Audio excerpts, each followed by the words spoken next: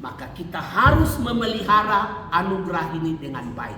Kenapa saya katakan bahwa di dalam komunitas kita adalah anugerah? Karena kita tidak saling memilih.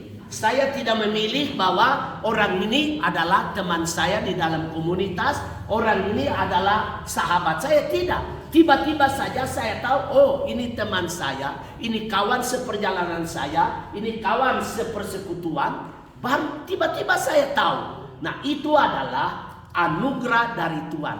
Kawan-kawan seperjalanan, kawan-kawan sepersekutuan, itu adalah anugerah Allah bagi kita. Harus kita memandang ini lebih dahulu. Komunitas adalah anugerah Allah bagi kita. Nah, yang kedua, komunitas adalah satu panggilan untuk hidup bersama-sama. Dan karena hidup bersama-sama tadi, jangan kita memikirkan kepentingan sendiri. Haruslah orang lain kita anggap lebih utama daripada kita. Tadi, kenapa Kristus dia mengosongkan diri? Dia menjadi hamba, ditarik ke bawah, sampai menjadi sangat rendah. Oleh karena orang lain lebih penting daripada dirinya.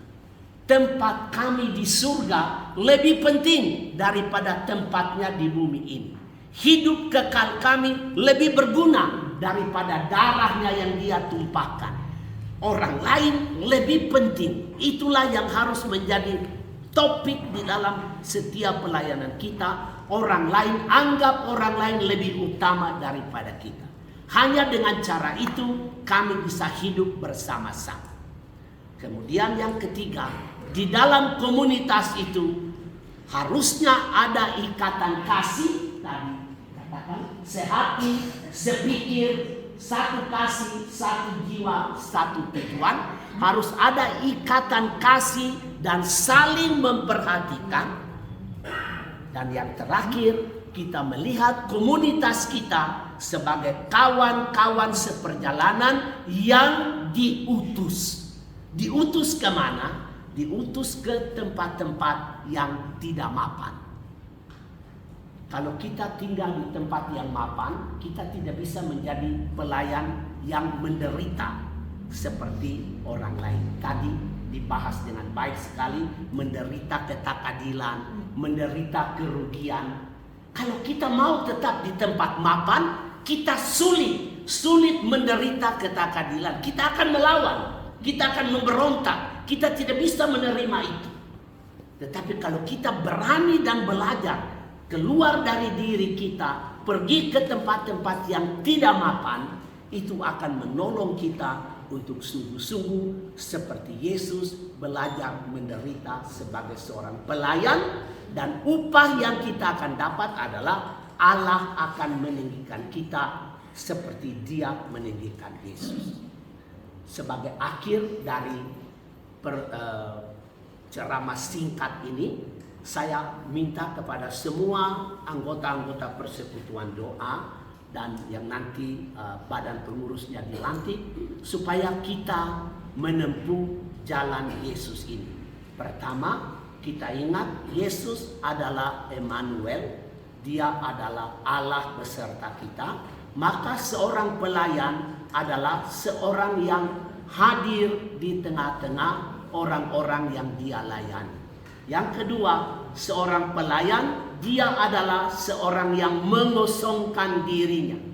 Yang ketiga, seorang pelayan adalah seorang yang menjadi hamba. Yang ketiga, seorang pelayan adalah seorang yang mau membungkuk, yang mau melepas kepentingannya untuk orang lain. Dan seorang pelayan harus hidup bersama-sama dengan orang lain dalam komunitas, dan dari dalam komunitas itulah pelayanan digerakkan sampai ke sudut-sudut yang terlupakan. Dan kita mesti masuk di dalam sudut-sudut yang terlupakan itu sampai tidak ada lagi air mata di dalam mata orang yang menangis. Kita mesti masuk ke sana. Dengan demikian kita berharap bahwa pada akhir dari pelayanan kita itu, apa yang digambarkan di dalam Wahyu 21, langit dan bumi yang baru, tidak menjadi utopi, tidak menjadi mimpi, tetapi dia menjadi kenyataan karena kita melayani dengan tulus, masuk ke tempat-tempat yang tidak mapan. Di sana kami bersama-sama bersaksi tentang Allah yang berbelas kasih. Sekian dan terima kasih.